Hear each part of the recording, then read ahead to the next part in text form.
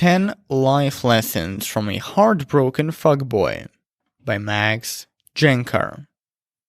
You've probably heard of the term fuckboy.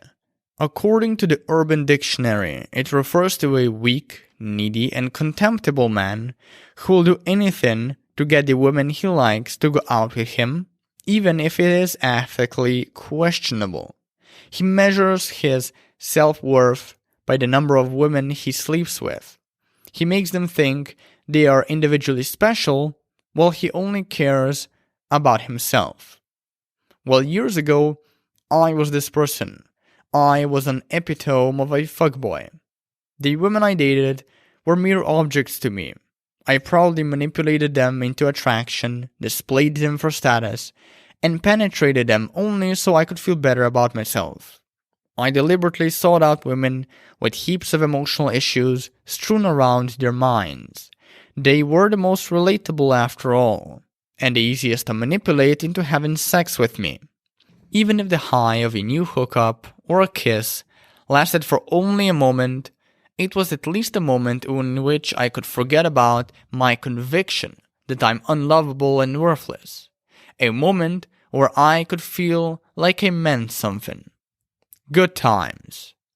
And what do you fucking know? The cataclysm that made me embark on this shallow and immature, yet come-filled journey of deceit and emotional abuse was a simple breakup. I was about 16 when it hit me. Surprisingly, the same thrilling yet nauseating journey had wholesome underlining. My time getting lost in the warm embraces of strangers was also a time of rapid self-discovery and personal growth. Looking back at it now, I can discern 10 valuable lessons from that period. The sort of lessons that changed my life for the better. The sort of lessons that may change yours as well. 1. A lesson on pain. You can't escape your pain. You can't drink, fuck, date, or party it away. You can't cry, complain, or scream it out. You can't bite, punch, or kick the bitch out of your system. You can't even therapy it away. You just have to get good at feeling heartbroken. Personal growth always equates to enduring a certain amount of pain. Thus, feeling pain is good. It makes you a better, more resilient person. So feel every inch of the fucker. The only way to move on from heartbreak is to accept all the feelings that come with it, the good and the bad. Besides, as humans, we were made to feel the full spectrum of emotions and not just a small part of it. 2. A lesson on vulnerability. The more you try to hide your flaws, the more flawed you will feel. And then you'll either get depressed and start feeling sorry for yourself, or you will start boasting and faking who you are to overcompensate for your lack of self-esteem, none of which are attractive options. Fortunately, there is a way out of the green and painful abyss, and it's through vulnerability. So address your flaws and imperfection. Change those that hinder you from personal growth. Accept the others. It's okay to be imperfect and flawed. Live authentically. Humans are attracted to each other's rough edges after all. Quote, authenticity is a collection of choices that we have to make every day. It's about the choice to show up and be real, the choice to be honest, the choice to let our true selves be seen. By Brené Brown. 3. A lesson on fallacies. More dates won't make you happy, at peace, or less heartbroken. This was a harsh lesson for me, due to the ego boost I got whenever an attractive girl went out with me.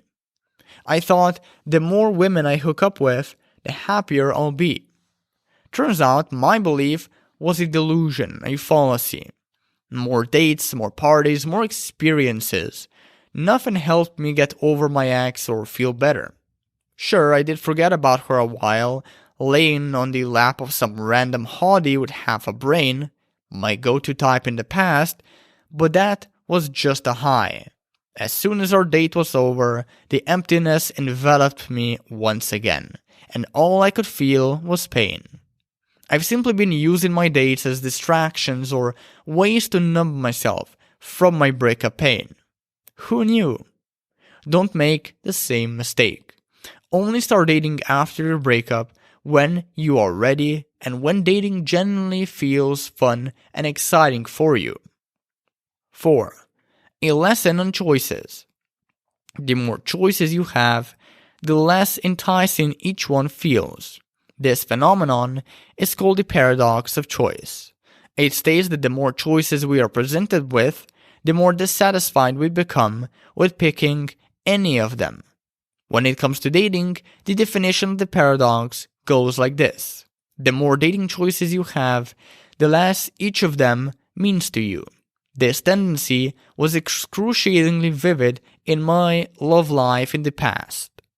For example, when I was seeing only one woman, I valued our time together way more than when I was seeing 20 at the same time. In fact, at that point, about 70% of my dates with them felt meaningless and like I was just wasting my time. I'm not saying being promiscuous is bad. It's not. It's actually really fun. All I'm saying is that when you're promiscuous because you're grieving and don't have your emotional shit in order, then it becomes bad. 5. A lesson on scarcity. Humans have a strong scarcity bias. We unconsciously assume that scarce things are more valuable than those which are abundant. For example, the more someone is available, the less you'll want them and vice versa. For example, when I was picking up chicks, the more I pretended that I wasn't interested, the more they wanted me. The same story applied when I was trying to get my ex back. The more I pretended not to like her, the more she texted and shown interest in me. But then again, acting like you don't like someone when you do in reality is manipulation. It's unethical and immoral, and while it does get results in the short term, it fails spectacularly in the long. The lesson: don't rely on scarcity games to fix your love life.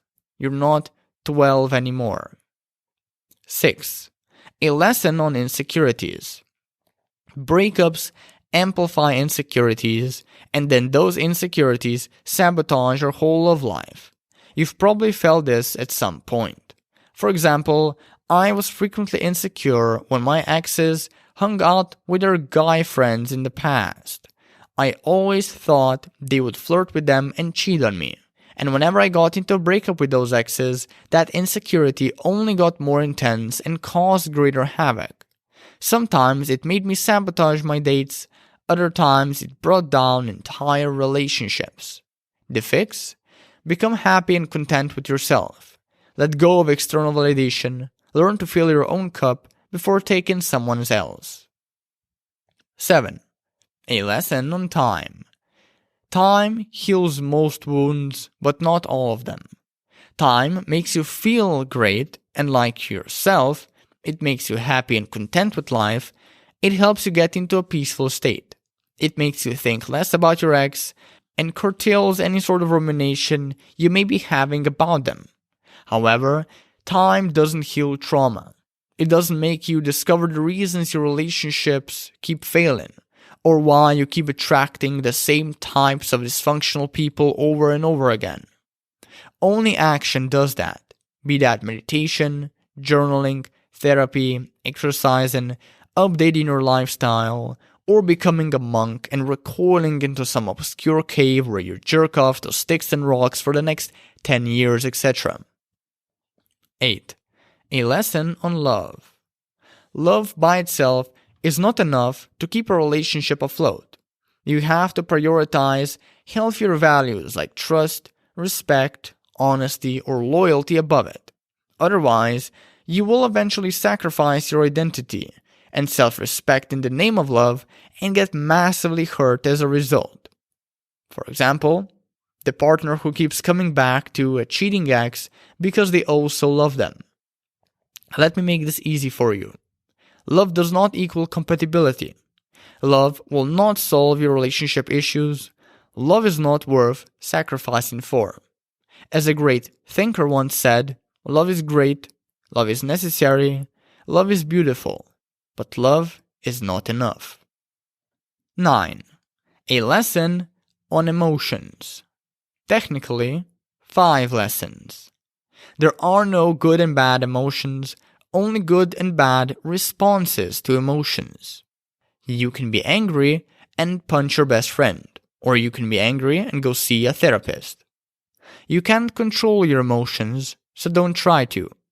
Instead, channel them into a productive direction: work, fitness, dating, social life, school or studies, etc.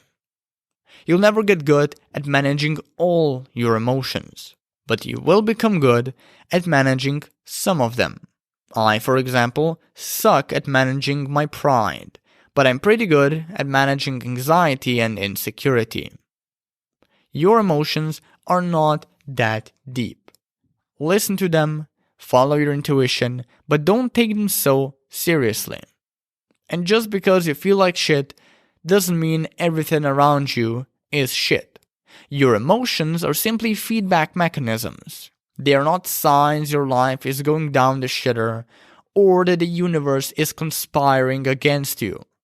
Those are only fairy tales you've made up about your emotions. 10. A lesson on chances. You have more than one chance at love. A simple hello could lead to a fun date. Then a fun date could lead to more fun dates.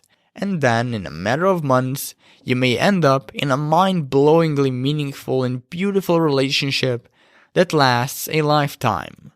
But if that doesn't happen, if nothing lasting sprouts up from your relationship or date, don't worry about it.